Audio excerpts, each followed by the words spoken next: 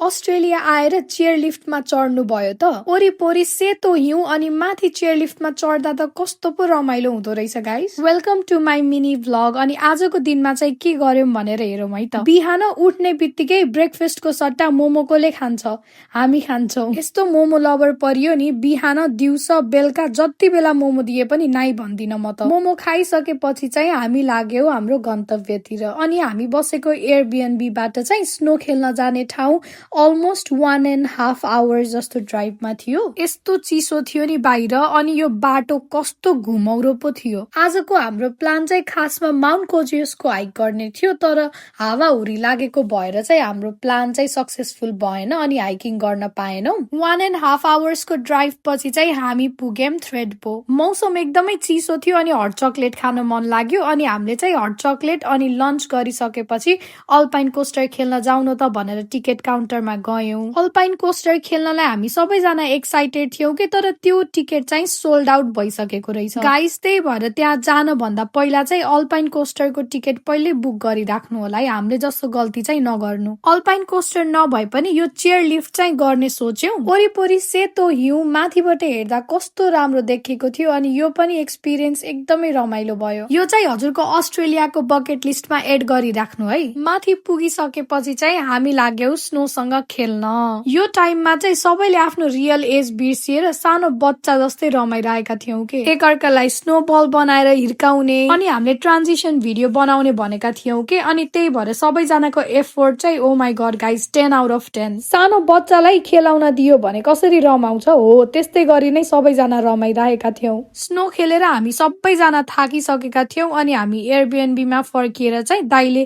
Cake बनाउनतिर लाग्नु भयो, किनभने नेक्स्ट डे चाहिँ आशमा दिदीको बर्थडे थियो। And look at our pretty birthday girl. 12 बजे केक काट्यौं अनि अलिअलि फोटो सुट गरेर चाहिँ हामीले हाम्रो डे एन्ड गर्यौं। आजको दिन पनि एकदमै रमाइलो भयो। भोलिको ब्लग हेर्न नबिर्सिनु होला। Love you all, by.